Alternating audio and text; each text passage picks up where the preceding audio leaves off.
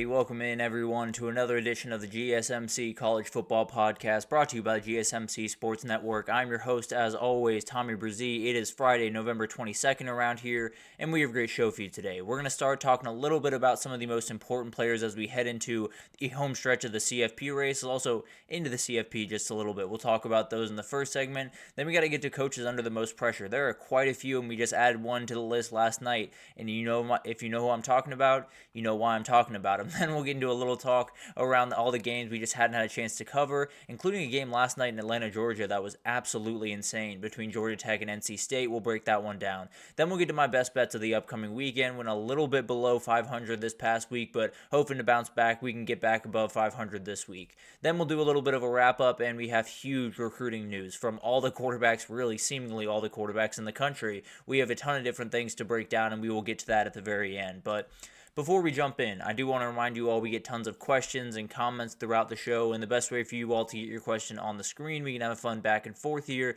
is to use the super chat, At the bottom of the chat on the Sports Network page, you can click that $, add any question, comment you'd like. It'll pop up on the screen, and we can have a fun back and forth here. Definitely want this to be as interactive as possible, so utilize that if you'd like to, and definitely can have a fun interaction here. But let's go ahead and jump into this thing, and honestly, I did think about going over all the Indiana stuff, going over the strength of schedule, all the arguments going around the CFP.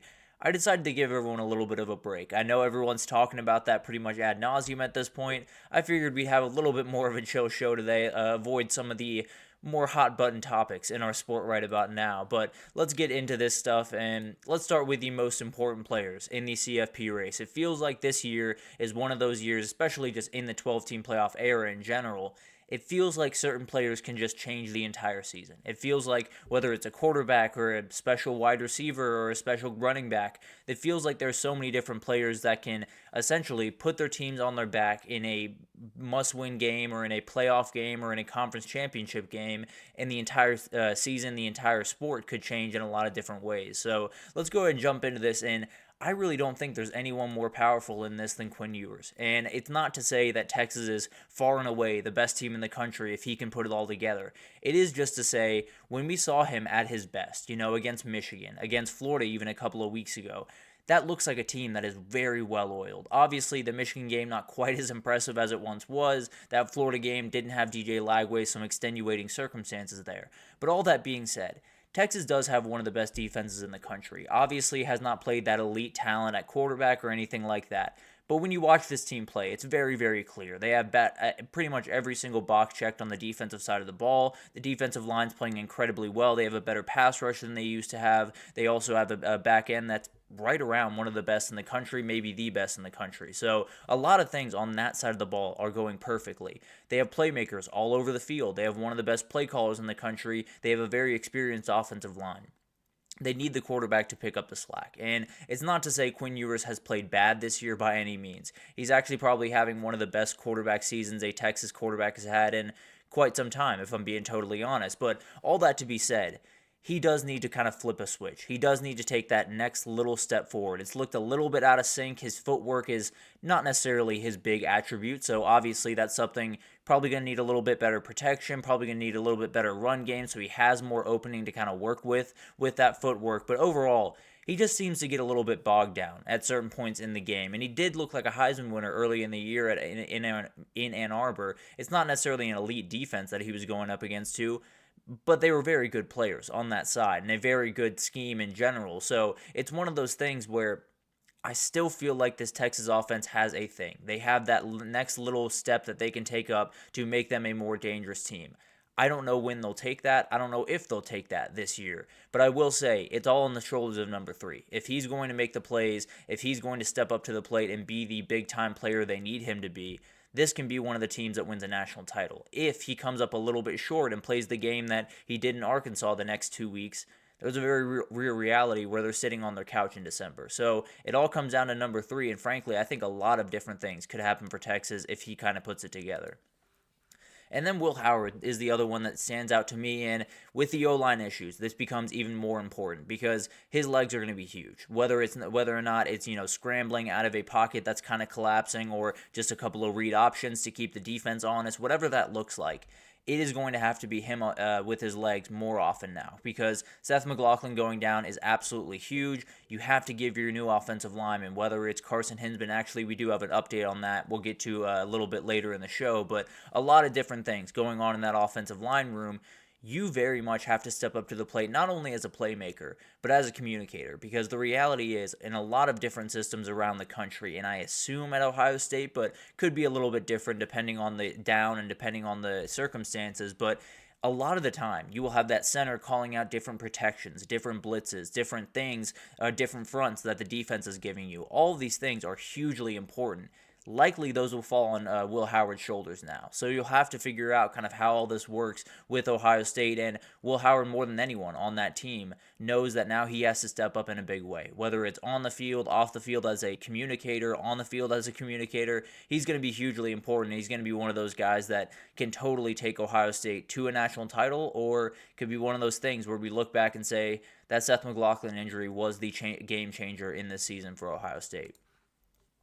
Travis Hunter, I mean, this one kind of speaks for itself, no doubt about that. But when you talk about Colorado, when you move towards a Big 12 title or a CFP game or anything like that, you get a little bit more nervous, right? You have that offensive line that has played really good football as of late. They haven't necessarily played at Georgia. They haven't necessarily played in Oregon or someone like that. Also, the offense is starting to run the ball a little bit more aggressively. Again, you're probably going to face a little bit more stout of a front coming down the road. That means your playmakers just have to make plays. And more than anyone, this guy. Because he's the guy that can change things on both sides of the ball. He's the guy that can get you a pick on one side and then flip right back around and get a 50-yard touchdown on the other. He can totally change a game for you. He can get the juice in your program. He can get the juice in your team. Everyone on that team is watching number 12 at most every moment of the game. He is the most important player on that team. Obviously, Shedeur Sanders is absolutely incredible. One of the most incredible quarterbacks, likely going to be the top quarterback off the board in the 2025 NFL draft. All that being said, I think when you look at a couple of these other teams around, you look at some of the big games they're going to have to play, sometimes it's just going to be about that one guy making that one play. And I do think Travis Hunter is the one where just throw it up to him and let him go get one. Or him on the defensive side, just let him play man coverage and he's probably going to find one at some point. So it's one of these openings where Travis Hunter is the guy that Colorado can do a million incredible things in pretty much every game. And they could still lose to one of these elite teams out there. They could still fall short with a great passing game and no run game. They could still fall short with a relatively good defense, but maybe not quite as dominant against an elite offense. All of that stuff, you can get close. You need that guy to get you over the hump. And this is your guy. This is the guy that really one of the best guys in the country at getting you over the hump. But he's going to be huge in this playoff race going for the next 2 weeks and then possibly into the Big 12 championship and into the playoff. He's going to be the guy. If number 12 can make some plays for them, then they can beat a team that no one thinks they can beat. Then we got Carson Beck. I mean, this UGA team, when you see Carson Beck ripping around the ball, you see what this UGA team is capable of. And you see why a lot of people going into the season were saying 3 out of 4 is not the craziest idea in the world. And Tom Fornelli actually pointed out a very interesting point when I was listening to the Cover 3 pod a couple of days ago. Basically just said his dips, Carson Beck's dips, coincide almost perfectly with Tate Ratledge going down with an injury. He is now back. He is fully healthy, and that has been a huge thing. You saw it against Tennessee. They did not get pressure. They did not get the thing that they usually get if you're Tennessee, and Tate Ratledge was a big reason for it. Tate Ratledge was a huge reason for that, and I think when you can get Carson Beck time, when you can give him a second to sit back there and digest the defense and tear people apart, he's going to do a lot of special things. He is still a guy that I think can be an NFL draft first rounder. He is still a guy that I think can be one of the top 3 quarterbacks taken off the board. Everything is on the table for him and this team. He's got to finish strong. And I do think he will do that at least in the regular season. Then it's time for the playoff, and we'll see what happens there. But obviously a huge player and one of those guys that Georgia, against all odds, is still very much alive for the CFP and for the national title. And that guy's going to be the reason they get it or don't get it. Then you got Jordan James. He's over there at Oregon, and when I look at Oregon, there's so many things that they do incredibly well, and really running the ball has become one of those things. But I think when you look at a CFP game, when you look at a Big Ten championship, you're going to need what I like to call, at least, an anchor, a guy that you can get the ball to no matter what, and you know he's going to give you 3 yards. You know he's going to give you whatever you need to get down the field, whatever you need to get that first down. So for Penn State, it's Tyler Warren. That's their anchor. That's the guy that they say, we're just going to put you in Wildcat for this one play. You're going to get these 4 yards for us. We're going to continue this drive. A number of other guys have it. I think Emeka Egbuka in some ways is that for Ohio State. Travion Henderson, another one. You have to have that guy where it's just, we're going to find number 20, we're going to hand him the ball, and he's going to keep this drive moving. And I do think that is going to become that guy. I think Jordan James is a remarkable player. A really good counterpunch to that explosive offense is just having a guy that can get those 3-4 yards when you really need them. And I do think he's one of those guys that kind of changes this offense from a really dangerous one that can beat you anytime to one that just might not be able to be stopped. If you can get that run game going, if you can get Jordan James going to an elite level, I don't know if Oregon's going to be able to be touched by pretty much any defense out there. Sam Leavitt is a player that we are not talking about enough, just in general, because when you look at the Big 12 right now, Shedeur Sanders is setting the pace for quarterbacks, and he's quite far ahead of a number of the Big 12 quarterbacks out there. But Sam Leavitt, I would argue, is playing the second best quarterback in the Big 12 right now. He's playing incredible football, and that's why Arizona State has a chance at the CFP. I mean, you look back at that game against Kansas State, Cam Skattebo was not Cam Skattebo. He only had 74 yards rushing, 25 carries. He was not necessarily special in that game by any way, but Sam Leavitt and Jordan Tyson really picked up the slack. They were absolutely incredible, and he's kind of becoming one of those guys that if he can put together 2 more wins, get to the Big 12 championship, and possibly even beat Colorado, he's going to become a very popular name. One way or the other, he's going to become the guy that everyone's talking about saying, can Sam Leavitt lead Arizona State to a possible CFP berth? It's going to be special to watch, and this Arizona State team in general is going to be really special to watch this year and going forward. And then Curtis Rourke. This guy might be right up there with guys like Quinn Ewers and Will Howard when we talk about power coming forward, because he has a chance to totally change the entire college football race, change the entire college football world on Saturday.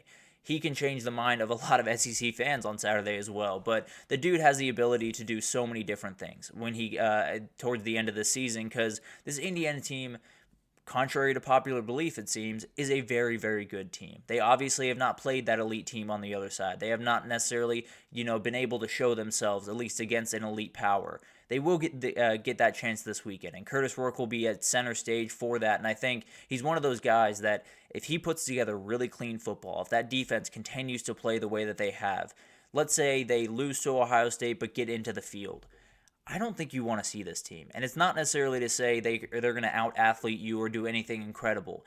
What I will say is they're going to be really hard to put away. There's not going to be a game that Indiana plays the rest of the season, at least in my mind, where it is a foregone conclusion from the first quarter forward that they are going to lose that game. I just don't think that's what this team is created on. I don't think that's what Curtis Rourke is about. And I do think he's going to be one of those players that we look up at the end of the day, and Curtis Rourke is maybe even leading Indiana to a CFP win. He's a very, very talented quarterback and one of those guys that is still waiting for everyone in America to really understand how good he is. This would be the weekend to do it and then just kind of build off it the rest of the way. And then we can't talk about individual players taking over college football without talking about Cam Ward. He's been absolutely incredible this year. For some reason, he's kind of fallen off in the Heisman race.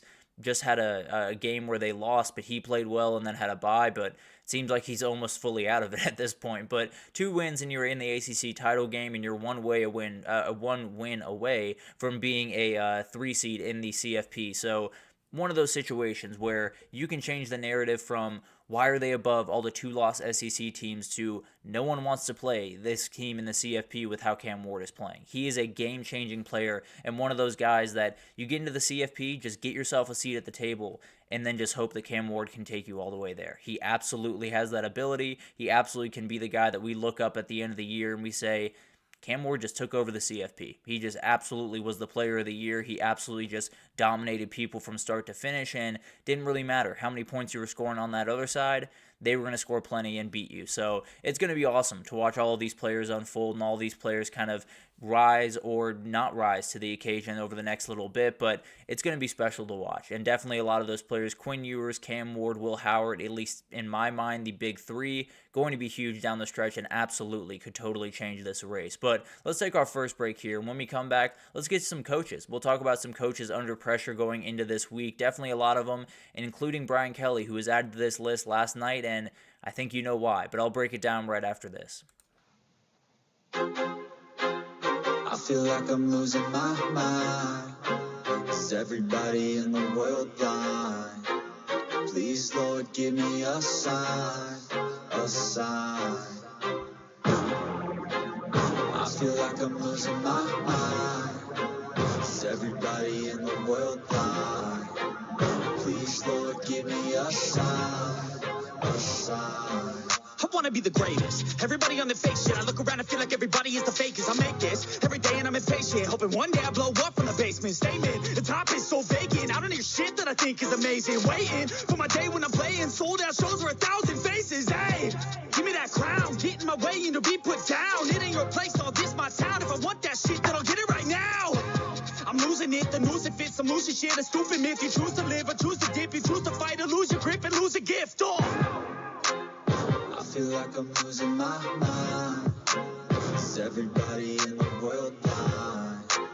Please, Lord, give me a sign, a sign. I feel like I'm losing my mind. Is everybody in the world blind? Alrighty, welcome back, everyone. We just talked about some of the big-time players in the CFP race. As we move forward, I still think Quinn Ewers has that ability to flip that last switch, to take that last step, and this Texas team become as dangerous as anyone in the country. Obviously has not done that yet, but 2 more games to possibly flip that switch, and then things get really interesting for the Texas Longhorns. But let's get into a little bit of a pressure watch, because we got a lot of coaches that have a lot of pressure on them this week as we get closer and closer to that CFP, but we have one coach that has nothing to do with the CFP that we got to talk about a little bit later in this, because some bad things are happening down there in Baton Rouge right about now. But let's jump in, and Curt Cignetti takes the cake. I got to be totally honest. This is his moment, no doubt about that. You just signed an extension. In your opening speech at Indiana, you said, Purdue sucks and so does Michigan and Ohio State. Well, you got one of them. You did get Michigan a couple of weeks ago. Now it's time to get Ohio State and then Purdue at the very end of the day. I have a good feeling that they're probably going to get that one, if I'm being totally honest. But Ohio State, obviously the biggest domino of the bunch, and now you're staring down the game. You're about 24 hours away from this game, 27 hours or so, but it's going to be incredible to watch all of this, and more than anything, there's so many stuff are happening around this Indiana program. People are saying, if you lose this game by 14 points, you should be out. If you lose this game by 10 points, you should be out. If you lose this game at all, you should be out of the CFP race. All of this stuff is flying around your program. Your guys are on Twitter. They fully understand that this is happening. All you have to do is make sure that they have their task on hand. They have their mind where it needs to be, which is where their feet are, on that field on Saturday, playing one play at a time. That is all his job is. Obviously, these guys are going to get up. You really do not need a big rah-rah speech. You really do not need to, be like punching guys on the shoulder pads and getting them going like that. They're going to be playing in the horseshoe. They're going to be playing Ohio State. They're going to be a top 5 team in the country. There will be juice in that team. I have no doubts about that. Your job is to make sure that heart rate doesn't get too high. You want it high. You want them amped. You want them energized. You don't want them to get a little bit erratic, which can happen in big games like this where you feel like you might be a little bit outmanned. You feel like you might be a little bit out-athleted. Some guys can start to kind of force. You want to avoid that at all costs, and Curt Cignetti has been great about keeping his guys' composure throughout this run. I don't think it'll be any different on Saturday, but obviously a huge moment for him, and with that comes a ton of pressure, no doubt.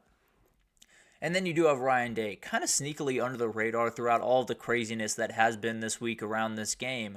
Ryan Day is, in theory, obviously a lot of other things would have to happen and some things would have to play around, but he could be coaching for his job this weekend. Let's say they lose Saturday and they miss the CFP.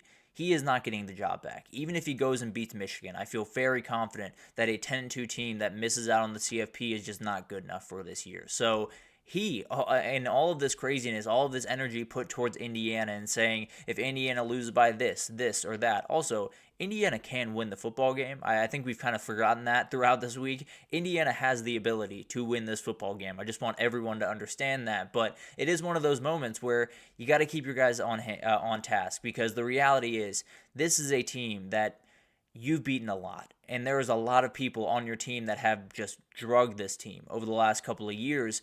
And it's going to be really easy to look over on that other sideline and say, they're Indiana and we're Ohio State. What are we doing out here? Why are we even talking about this game? We're going to go in there, we're going to tear them to pieces, and we're going to move on.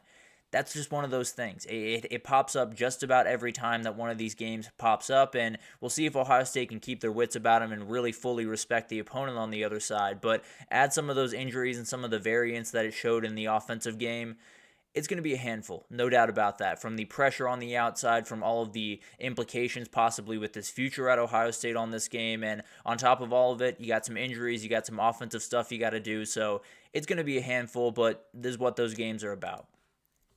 Billy Napier and pressure are like two peas in a pod. They're right where they need to be, and they are going to be there for quite some time. But he did give his fan base a huge moment last week, and that subsided some of that pressure on him, no doubt about that. When they beat LSU, I think a lot of fans took a little bit of a sigh of relief more than anything else. I think they feel pretty confident about where they're going forward. Love DJ Lagway, love the direction of the program.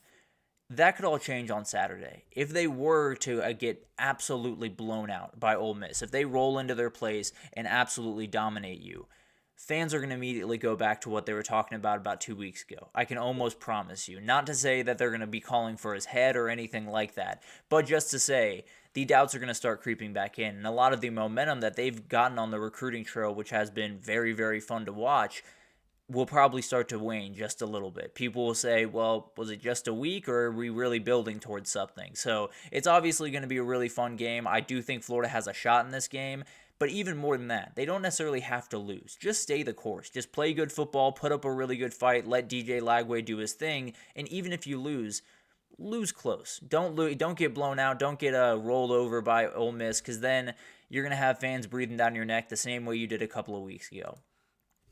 Rhett Lashlee is a coach that, weirdly enough, I feel like has gone under the radar this entire year. He's done an incredible job at SMU, where you're in a position where they were incredible in the American. They are not confused being where they are, because being at the top of a conference has become kind of second nature to SMU over the last couple of years, but this is a different task. Finishing out this job is totally different than finishing out the job in the American, because you're going on the road to Virginia, a much more physical, much more bigger team than you would see at the American level with a UTSA or with someone like that. So it's one of those battles that you feel confident about where you stand in the standings. You feel confident, you feel comfortable, you feel like you are where you're supposed to be. When you walk into that stadium, you're going to realize a little bit different than last year. A lot different than last year in some ways, but they absolutely can smell that finish line. I can absolutely promise you that. They feel very confident about what they can do. All it's about now is just keeping your focus for 60 minutes on Saturday. You get that win, you are on your way to the ACC title, and then maybe you can let your focus wane just for a little bit throughout the next little bit. But at the end of the day, they have every ability to punch their ticket to the ACC title, to set themselves up for a CFP berth this weekend. But with that, with all of the noise around a possible upset, there's going to be some pressure involved, and definitely keeping their guys just fully engaged on this game and not getting too far ahead of themselves is a pretty tall order for a team that has not necessarily been at this level of the ACC trying to win a title in it. So going to be interesting to watch, no doubt about it. And Rhett Lashlee just kind of has his hands full, keeping everyone in the moment, keeping everyone engaged where they need to be and where their feet are throughout the next couple of weeks and really this weekend. Kenny Dillingham has become one of my favorite coaches in all of college football. He is so much fun. He is one of the most energetic, really fun guys in all of the sport, and he has a real awesome chance this upcoming Saturday, because you look at this Arizona State program, 3 years ago, we were talking about him like they were dead in the water. We were talking about him like Herm Edwards had left them to die, had left them in really, really bad states. You know, they had NCAA allegations. They had a million different things to deal with. And then they go hire Kenny Dillingham, the youngest coach in college football, a guy that had not been a head coach before, a guy that you're looking at and saying, man, that stinks. It's probably going to be 2 or 3 years, and then they're probably going to kick him to the side and say, well, we'll go out and get a better guy, and now the sanctions will be lifted, and he'll have a better shot to succeed. That's not what happened at all. He took the sanctions. He took everything that came with this job, and he has taken over. He's done an incredible job this year, about as good a job as really any coach in the entire country. And now they get BYU on Saturday. Now they get the moment that would send this program into a totally different place. And I do think people are underestimating this program overall. If they win Saturday and they go to the Big 12 championship, and let's say they either play a close one against Colorado or outright beat Colorado and go to this CFP tournament, they go to the 12 team, it is going to be a place that transfers immediately start looking at, that recruits in that state that would look towards Arizona or look towards Texas or look towards Oklahoma are going to start looking towards Arizona State.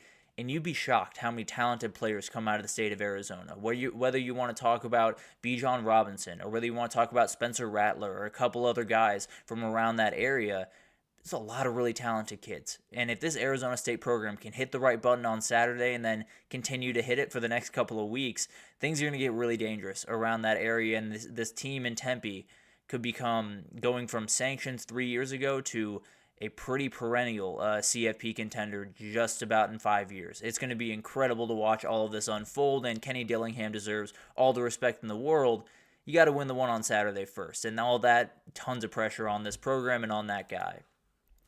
Marcus Freeman, you are in the catbird seat right about now. I tend to believe you shouldn't be, but you are. You are right now. You're very, very comfortable in that spot. If you win out, you will be hosting a CFP game, and if you saw the conditions up in Chicago in the northern area yesterday, probably not what SEC teams want to walk into. I'll just be totally honest, because I live in SEC country.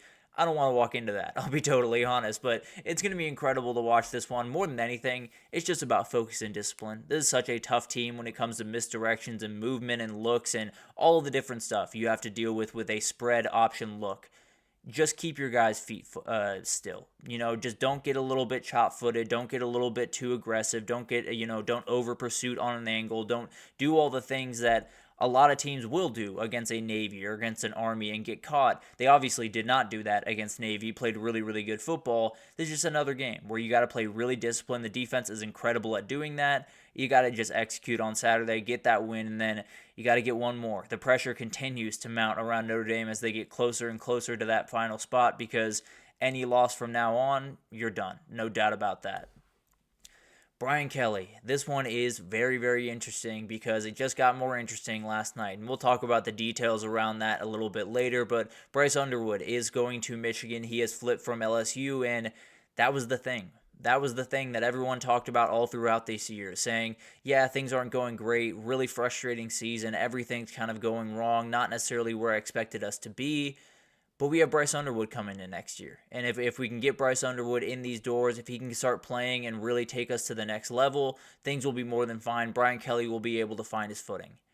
That safety net is gone. Bryce Underwood's not walking through those doors. He's walking through the doors in Ann Arbor, Michigan. So you have things to figure out beyond that. You have a lot of players that you now have to go pretty aggressively after, especially at the quarterback position. You have players in your own class that you have to make sure you call and make sure, are we good? Or are you still committed? We're not thinking about moving to Michigan. We're not thinking about anything crazy there.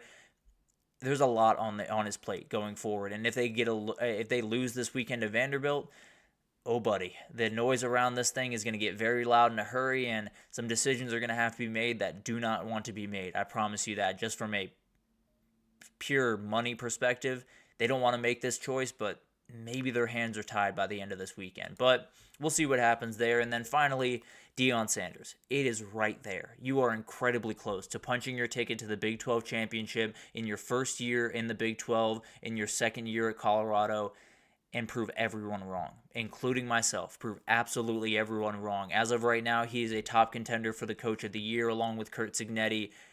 That could change on Saturday. As crazy as that sounds, there is one moment on Saturday that could totally change that, because if Kansas goes in there and gets a win, or not goes in there, if they go into Kansas and get a loss, this thing is going to get interesting, because you lose Saturday and Arizona State wins or someone else wins, you immediately go from top of the table, feeling great about yourself, into the CFP, to fully out of it and have very little chance to get back into it in the final week. As crazy as that sounds, that is a real possibility for Colorado, and they got to be very careful. It's just one of those programs where they've done incredible things all year, and frankly, a loss on Saturday will not change that in my mind. It will in a lot of people's minds. As we all know, people are very, very quick to tear down this program, to tear down Dion. They will do it if they lose on Saturday, if they fall a little bit short of the CFP, even though it was a massive, massive success of a season, people will come after you. So the pressure mounts, no doubt about that. For all of these coaches, they are in a position where you are 2 inches away from a CFP berth. You were 2 inches away in some of these cases from possibly being fired. So a lot of different pressure all around the country, and it's going to be incredible to watch all of that unfold. But let's take our second break here, and when we come back, we got a little bit of a Week 13 whip around. We got to talk about that game that happened just about 10 minutes from me with Georgia Tech and NC State, and then we got to talk about all the other games all around the country, some really good ones, including that Vandy LSU game that we just talked about. Going to be a really interesting one down there in Baton Rouge, but stick with us and we'll break all that down right after this.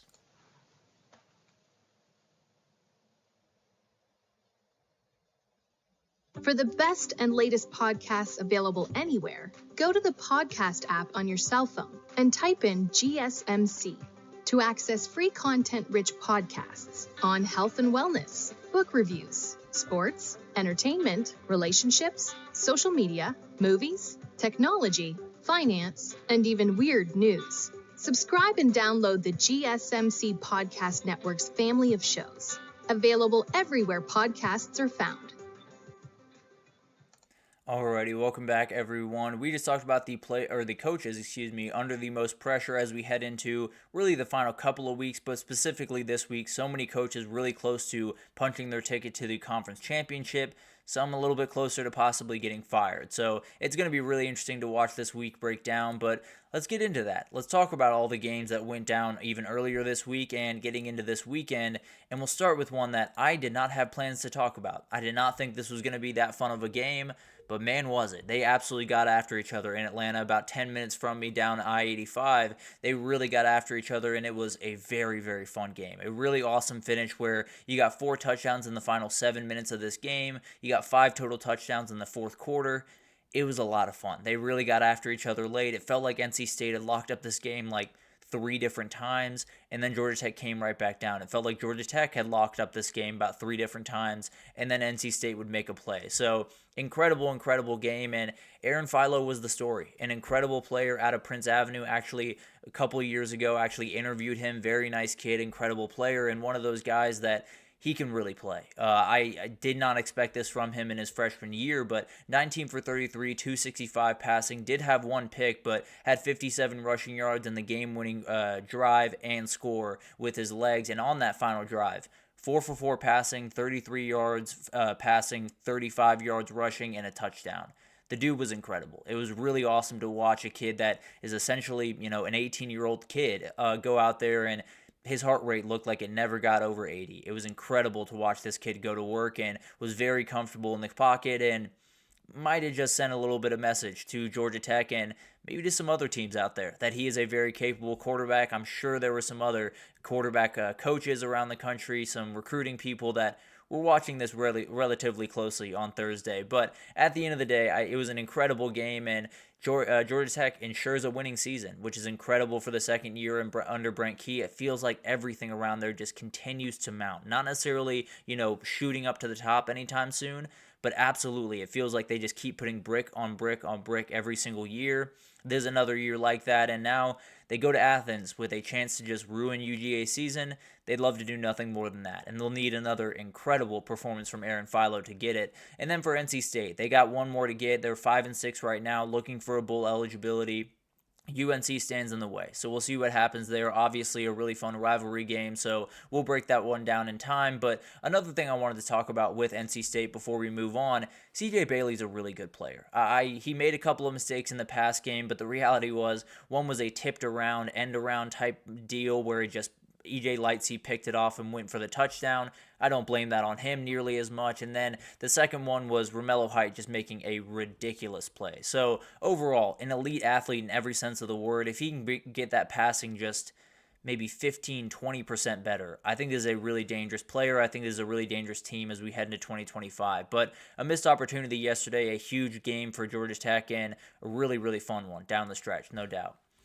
And then Wisconsin, Nebraska. Cannot wait for this one because this is Big Ten football, and you best believe it's going to be Big Ten football. Even though you have Nebraska still breaking in Dana Holgorsen, Wisconsin had fired Phil Longo earlier in the week, their offensive coordinator. It's going to be Nate Letton as well as Kenny Guyton kind of calling that offense, in charge of that offense. So we'll see what happens. They are going to be really interesting to see just how either of these offenses look. But I do think it's going to be a fun one. Both these teams are desperate to get a win, desperate to get over 500 and get to a bowl game at the end of this thing. And Nebraska has lost 4 straight. Wisconsin's lost 3 straight.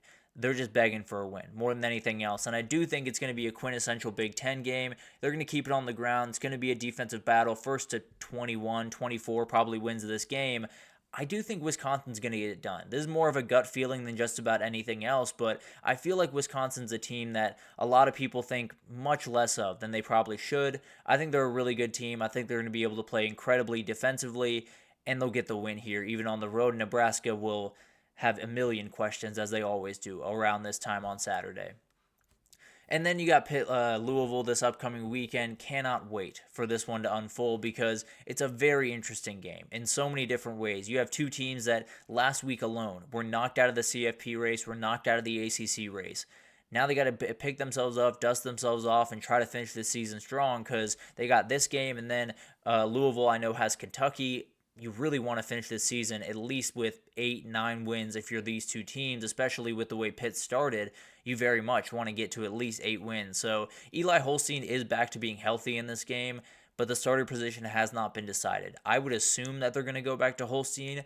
I'm not sure. Nate Yarnell played plenty good football as far as I'm concerned against Clemson, so would not be surprised if it was him, but in my opinion, I would throw out Eli Holstein out there. It's just a personal position, but we'll see what happens in that respect. And then I do think it's going to be a really fun game. I think Louisville's going to give Pitt their 4th straight loss. This is one of those games where I think it's going to be a real battle, no doubt about that. And actually, I have a pick about that here in a second. But I do think that it's going to be a battle. But I'm going to take the team that's a little bit more explosive. So I'm going to go with Louisville. I do think Pitt fights tooth and nail for this one, and it's actually really, really tight. But I do think Louisville makes that one big play down the field that changes this game. Vanderbilt LSU, the game that might just decide Brian Kelly's future, as crazy as that sounds. But it is one of the more underrated games of the week. I think it's a really, really fun one, and Diego Pavia, does he have one more up his sleeve in 2024? He's given us a lot of great moments. Can he give us one more? And I tend to believe he's got one more in him. He's got LSU and Tennessee to prove that. So it's going to be really interesting to watch. But the LSU run defense has been really bad against quarterbacks just across the board. Diego Pavia, the difference between him and a Marcel Reed or a Jalen Milroe or Lenora Sellers, not necessarily the elite athlete that all those other guys are. What he is elite at is ball handling. What he is elite at is selling things and getting out in space where maybe there doesn't seem to be space. He's able to find it on the outside. He's able to really work with a lot of people's eyes and can just kind of play around with a lot of different things. So I think when you look at this LSU defense, it's really about more them being disciplined than more them having to just out-athlete the guy on the other side. So could be a little bit easier, could be a little bit tougher, depending on the strengths and weaknesses of this LSU defense. It'll be interesting to watch that. And then LSU and Brian Kelly just need this one. We talked about it earlier. They need this one just so badly. If they do not get this one, then some conversations are being had behind closed doors that I don't even know if they can do anything about, but they're going to have them. I promise you that. Then you got Cincinnati going over to Kansas State, and this is a very interesting game because it could mean nothing. It could mean the world in the Big 12 because Kansas State, you are still technically in it. You can back your way into the Big 12 championship if everything around you goes almost perfectly right. Let's just be totally honest. Now, you have a little bit more of an open path with the game over against Iowa State coming up, but at the end of the day, they very much need to get this win if they want to salvage the season at all, even if you don't get to the Big 12 championship.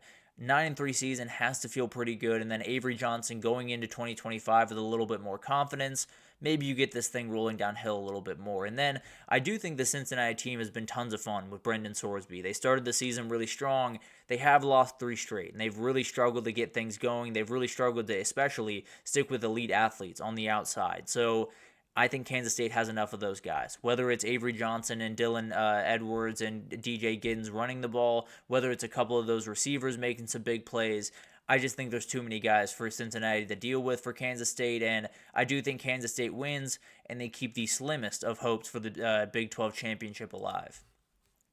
Virginia Tech-Duke is one of those games that Virginia Tech's had kind of a tough season. Duke has had a very solid season, when I think I would have bet on those two schedules or those two records, being totally flipped. Duke 7-3, Virginia Tech's 5-5. If you had told me that, I probably would have flipped them and said, no, you're wrong. I definitely got it right. Virginia Tech has to be 7-3. Duke has to be 5-5. But Duke's played really, really good football. And for that, Malik Murphy has played really good football for Duke. It's been a little bit up and down, some INT troubles, especially in that Miami game. But him with Star Thomas is an elite duo. They're very, very awesome. And one of those offenses that is a little bit, we're going to run the ball, we're going to run the ball, we're going to run the ball, and then we're going to hit you over the top for an 80-yard touchdown. That's kind of the way they go about business, and with a guy with the arm strength that Malik Murphy has, I cannot blame him for that. The dude can throw a thing a country mile. It's absolutely incredible to watch. But I do think this is going to be a ground and pound kind of tough game one way or the other.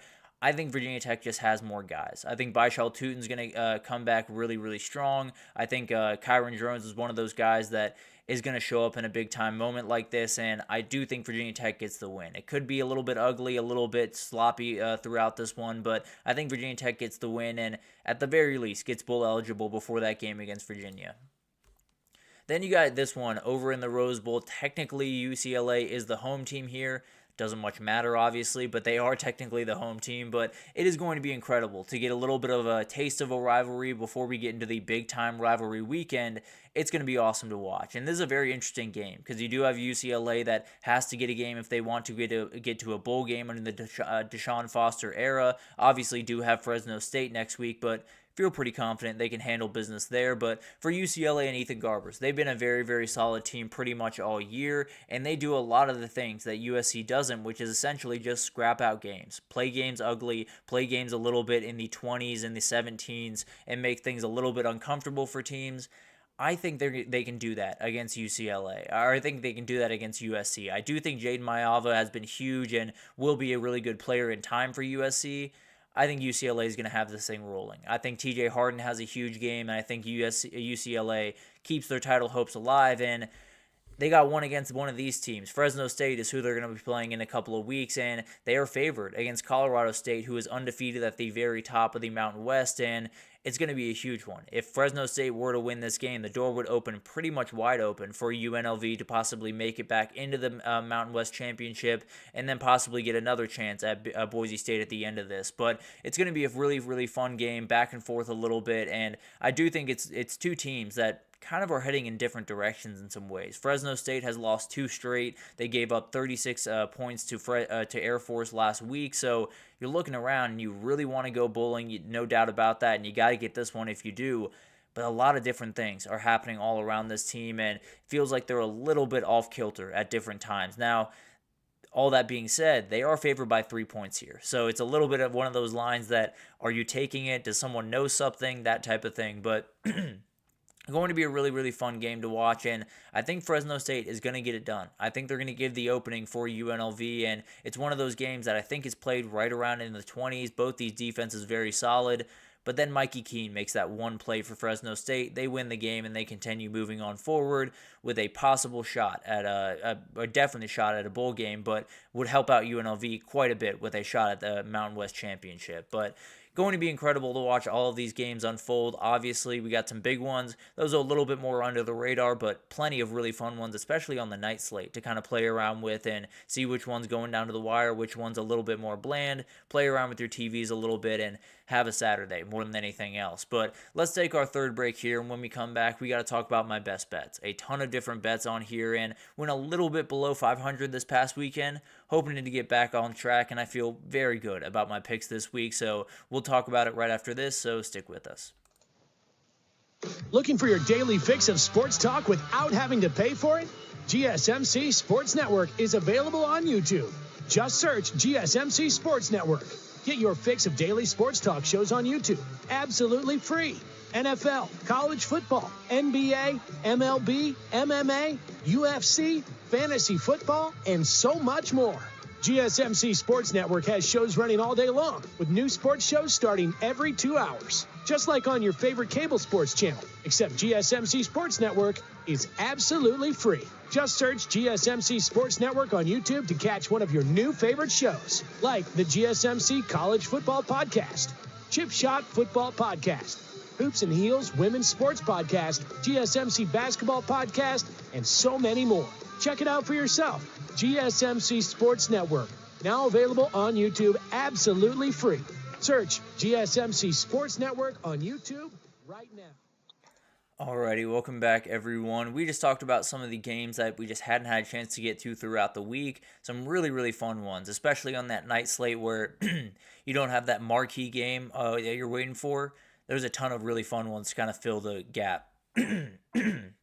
Excuse me, I apologize for that. But let's get into some of my best bets for this upcoming weekend. A lot of really, really fun ones all across the board this one, and did drop a little bit below 500 this past weekend, so trying to get back on track here and get things rolling, and it's going to be a really fun weekend. We got a couple of games that I'm a little bit on the fence about, but one that I feel pretty good about, honestly, is SMU covering the spread of 10 over Virginia this upcoming weekend. This SMU team can smell the finish line. There's no doubt about it. If they win this game, they're into the ACC championship in their very first year. They feel very good about where they're going in the CFP, and they've probably changed that program forever in a lot of different respects. But at the end of the day, that Boston College game was not necessarily great. The defense didn't play great. They let Grayson James get away in the run game quite a bit.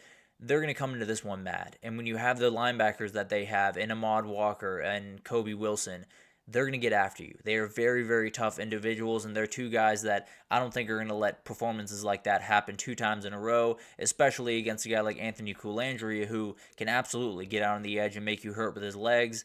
I think they're just not going to let that happen. I think this defense is going to play a whole lot better. Virginia team got absolutely gashed on the ground last week. I think Brashard Smith and Kevin Jennings have huge days on the ground. SMU gets a relatively comfortable win and punches their ticket to the ACC championship. I do like the over in Colorado, Kansas, because it's a very enticing over. I'll be totally honest with you. These two teams are going to get after each other because you look at these two offenses right now. Kansas is playing as good a football as they've played all year. Colorado is one of those teams that they're always good to score some points. Whenever you think that they're not playing well one day, whenever you think that they're going to be a little bit stagnant or a little bit off, they hit a big-time play to Will Shepherd, and the entire game changes. So I'm not super worried about Colorado in this respect. Also, I do think both these defenses are good, and they've started to elevate their game just a little bit. I still think they can be had. I think this Colorado defense has done a great job. I think if they are able to get blocked up front and give Jalen Daniels time, I think it could be a load for them to deal with. So it's going to be awesome to watch this one unfold, and I think when you look at the Colorado wide receiver core, so much of this season for Kansas, especially this last little bit, has been about how good their corners have played. You know, Mello Dotson, Kobe Bryant, really talented players. This is going to be the tallest order by a million miles. And then for Kansas, I really do think they're going to have some success running the ball up front. I think this game is going to be fast and furious to start and then maybe settle in a little bit. I think we're playing in the 30s in the fourth quarter in this one. Pitt +8 at Louisville is going to be a really interesting one because I am picking Louisville to win the game. So it's going to be a little bit of a battle back and forth. We'll see what happens here. But I do think Pitt's one of those teams that is just not going to let you off the hook. I don't necessarily think they're going to play the prettiest game on Saturday. In fact, I can almost promise you they will not play the prettiest game on Saturday. But the biggest thing I noticed when they played Clemson a week ago, where a lot of things were on the line, a lot of different implications, but still, even if they won that game, they would be on the outside looking in of the ACC championship. But they fought. That defense absolutely flew around. They played really, really good, and they were all over Clemson pretty much all day. I don't think Louisville is going to be all that different. I think they're going to be all over this offense. I don't think the deep plays are going to come quite as frequently as Louisville would like, and I really do think this is going to be a very close game, a little bit gross and a little bit against what Louisville wants to do in it. I think Pitt wins this one, or not wins this one. I do think Louisville's probably going to get the win. I think it's a one-score possession one way or the other for sure. Army +14.5. I thought about going the other direction. I really did think about going Notre Dame's way.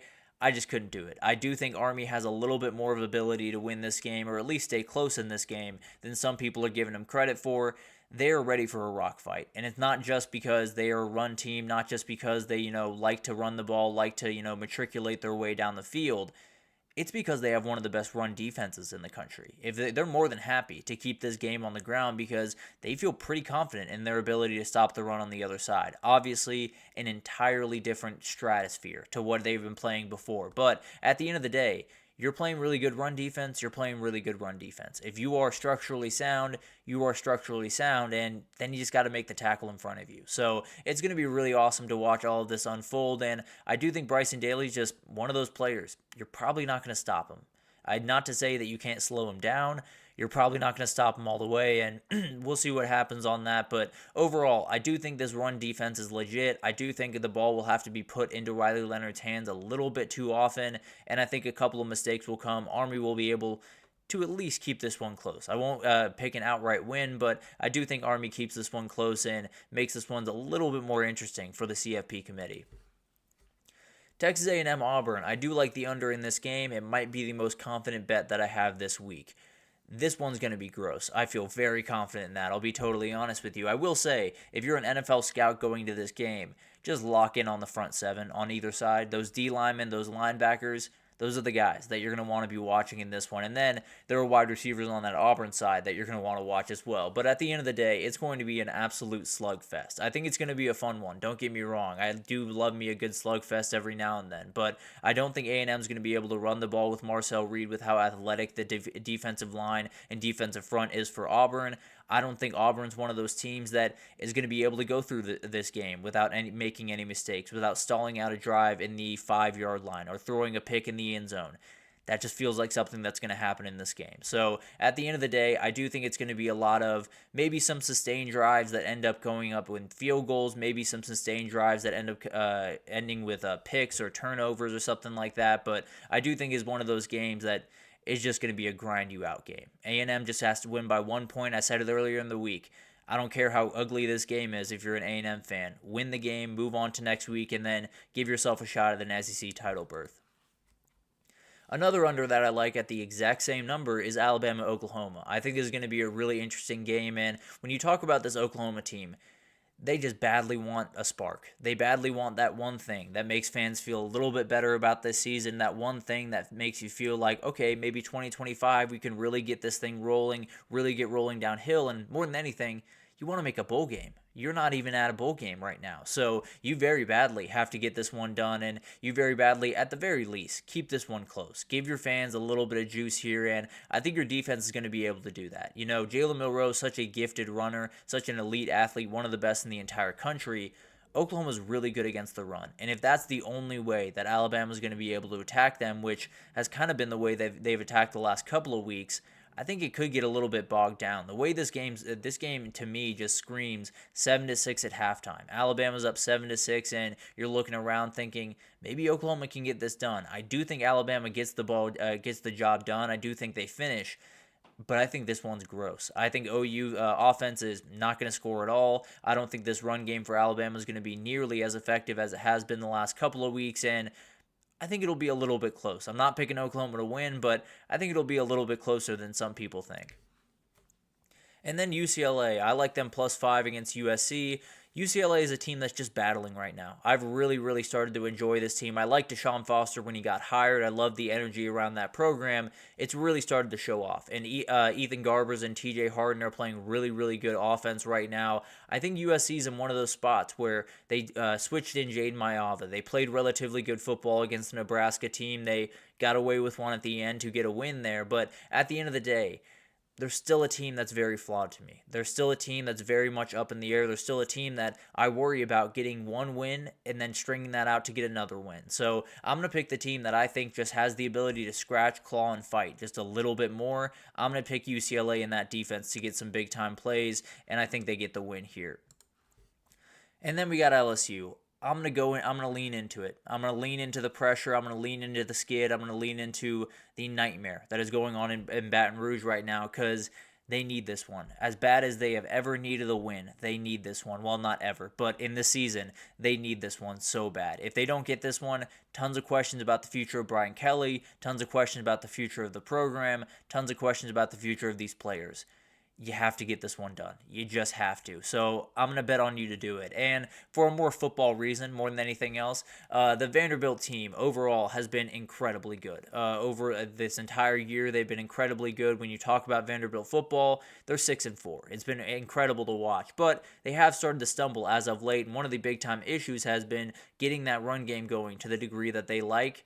Obviously, LSU's been a little bit more susceptible to the run game with the quarterback, but I just don't think Diego Pavia is the athlete to really make that as big of a factor as it was against Jalen Milroe or as it was against Marcel Reed. So I do think it's going to be a little bit more pinned in of a performance from the LSU defense, and I think they just need it. I think they just know that in that room they absolutely need to send a statement to their fans, and I tend to believe they're going to do that. So it's going to be an awesome week. Hopefully I can get back over 500 this week, maybe a little 8-0 slate. Who knows? We'll just roll through this and feel very confident coming in on Monday. But at the end of the day, it's going to be incredible to watch all of that unfold. But let's take our last break here. When we come back, we just got a weekend wrap-up. We're going to get into a couple of coaching carousel things very quickly, just a couple of openings around and some names to watch from around those. And then recruiting news that just took the world by storm yesterday. We got about 4 of them that took the world by storm yesterday. So we'll break it all down right after this, so stick with us.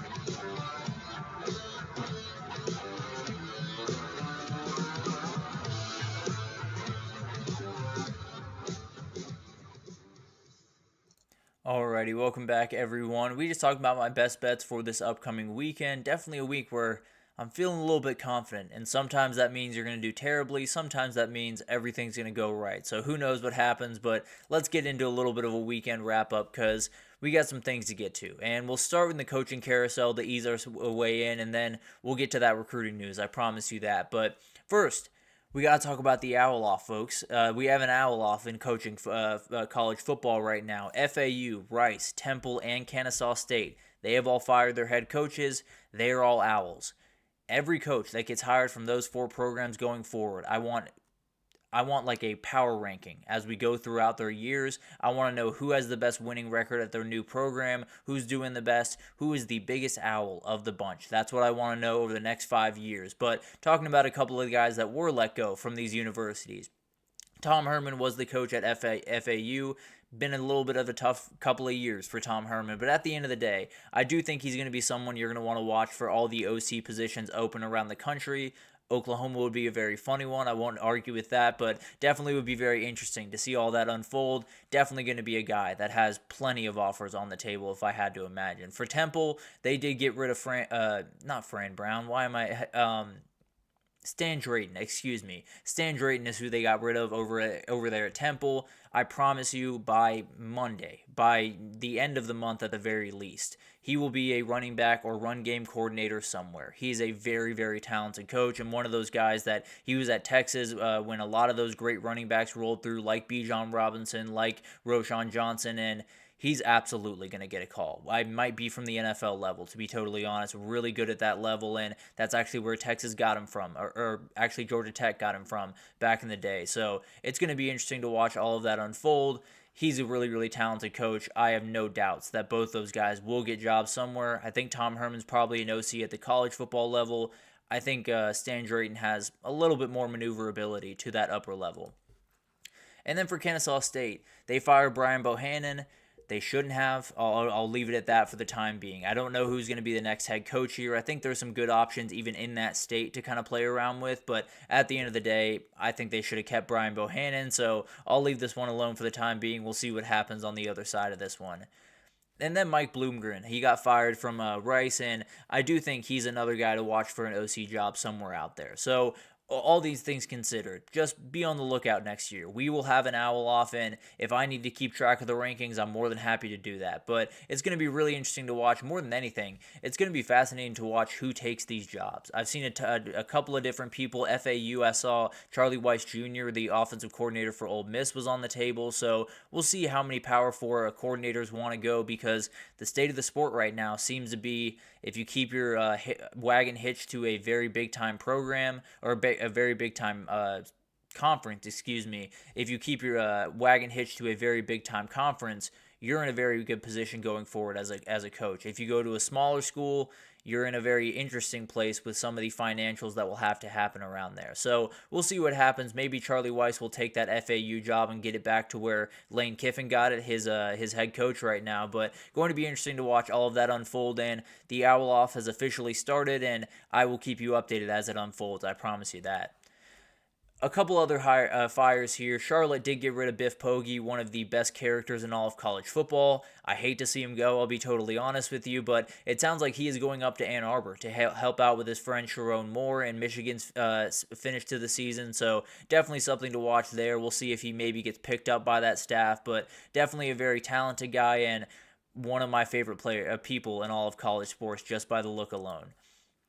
UMass did fire Don Brown, a very experienced, very long-time head coach that actually did coach at Michigan for a little bit some time ago, and they go to Athens this upcoming weekend. This UMass team does, so it's going to be a tough job for the interim over there. I'm not sure exactly who that is, but obviously going to be about as tall of an order as you could possibly ask for your first job as an interim coach. But then you do have Ball State. They got rid of Mike New up there, and probably had to happen at some point. Ball State's one of those programs that's always in a weird spot in the MAC, but obviously you get the right coach, things start to really roll. Mike New just wasn't quite that right coach. Very talented guy and definitely someone that I expect to be on a staff here pretty soon, but obviously a very, very tough blow, and one that could lead to, if they make the right hire, let's just say, could lead to some nice times over there in Ball State. Another development is Jim McElwain is going to retire at the end of the season, Central Michigan head coach, and he just got a big win over Western Michigan last week, and it's a little bit weird, the timing to me overall. Maybe the NCAA investigation that's going around him and Michigan and all of that craziness is hanging over his head just a little bit, although he has had a really long career. So nothing to be said, if he's just retiring to retire, more power to him. Hope he has the best of lives the rest of the way, and definitely a very talented head coach that gave us plenty of really fun moments, and I'll just leave it at that for the time being. Mac Brown is the final one here. He sounds like he is going to stay the head coach at UNC going into the 2025 season. I'm really surprised by this. I'll be totally honest with you. I thought he was going to hang him up at the end of the year. I thought he was going to wrap it up, but the dude loves football. Nothing more can really be said. He absolutely loves football. He wants to be around football, and there's a quarterback in that UNC group called Bryce Baker. You'll see him next year, and that might be a great reason to come back, if I'm being totally honest, because that dude can play. But it's going to be incredible to watch all of these coaching hires and fires and movements, and coordinating hires are a huge part of this. It's going to be incredible to watch all of that unfold, and we'll obviously keep you updated as it does.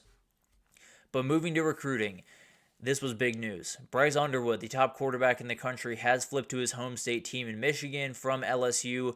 The reports are a lot of money. I'll be totally honest with you. 10.5 I saw 12 million.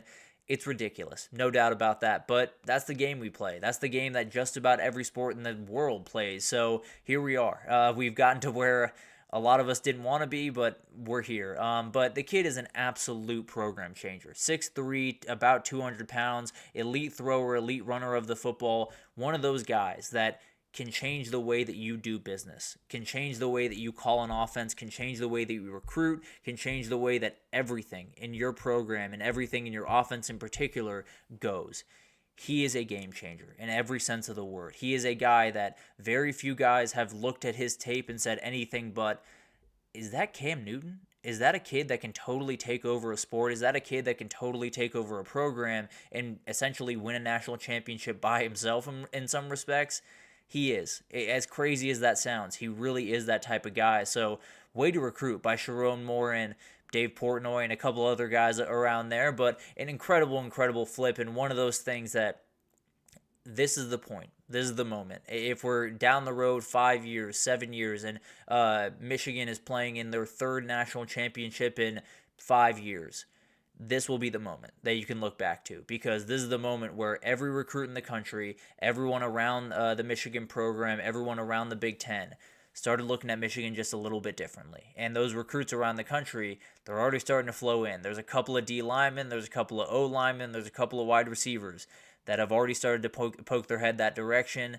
This Michigan class could get very special in a hurry. This is a player that I don't want to overstate him, but it's very hard not to. The kid can go. He is so good, and he's one of those guys that can totally change your program and what you do as a program going forward. It sounds crazy. I know it sounds hyperbolic. I understand that.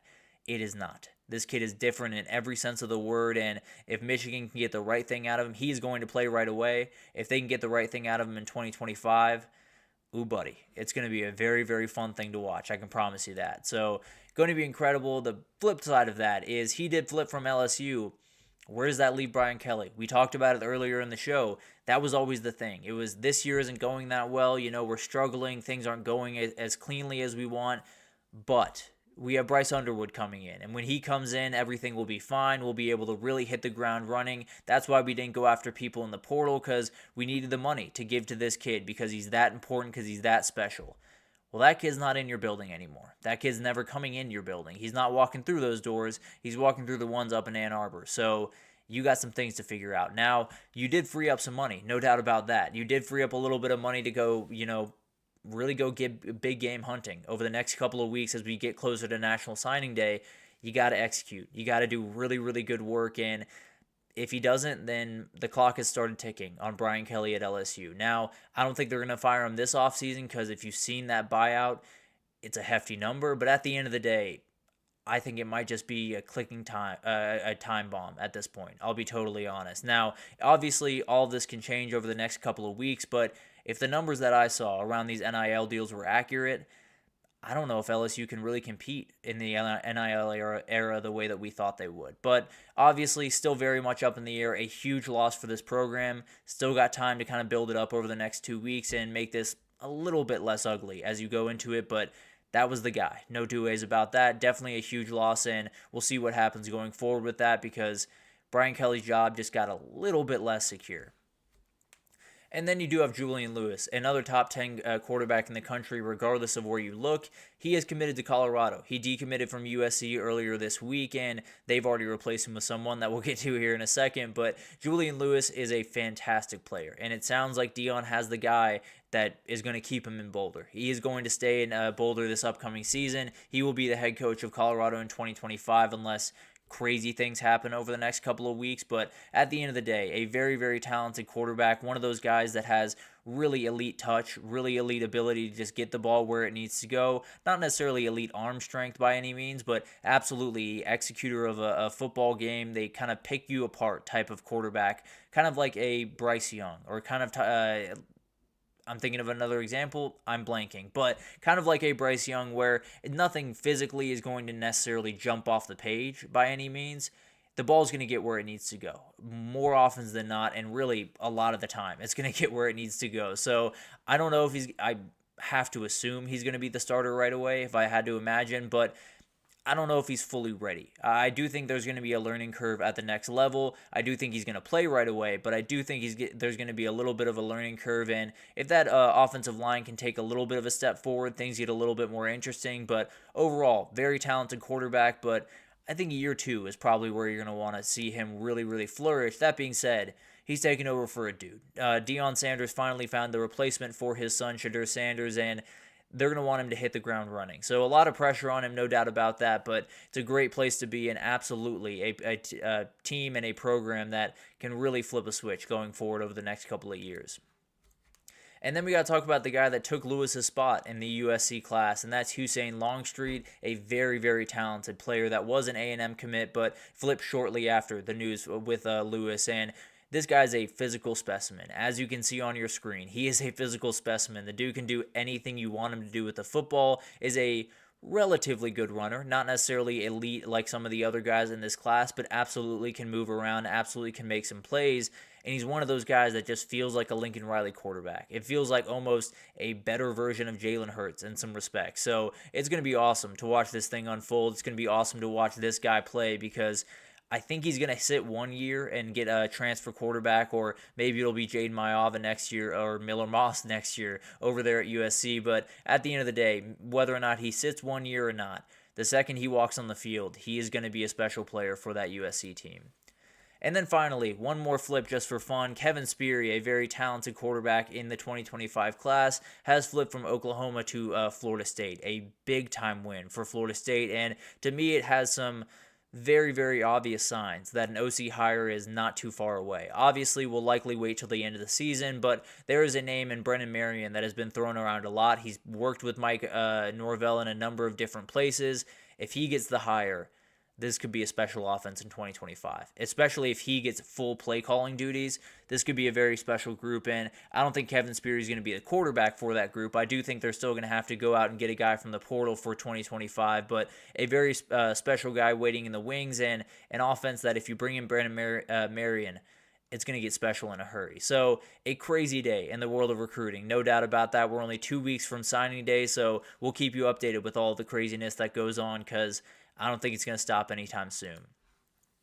But we got to get to some injury updates really quickly here. For Ohio State, we do have an O-line update for you guys. Carson Hinsman is going to move from left guard to center, and then Austin Saraveld is going to move into that left guard position. I thought it might be Luke Montgomery. It is going to be Austin Saraveld, who played at points earlier in the year but got injured, found his way back, so going to be a huge part of this offense. And we'll see what happens with maybe they move it around again. Maybe Hinsman goes back to left guard. You have Donovan Jackson at left tackle, and then you bring in a younger center. Who knows what happens throughout this game, but that seems to be the way that they'll trot out on the first series, and we'll see what happens the rest of the way. For Indiana, you're relatively healthy. No two ways about that. Nothing big to report here, and no mysterious injury popping up for Curtis Rourke, which is very, very good news. No doubt about that. But moving on to Notre Dame Army. For Notre Dame, the biggest thing is Howard Cross. He is still questionable for this game, is moving in the right direction, it seems, but we'll see if he's going to play. Probably going to be a game-time decision.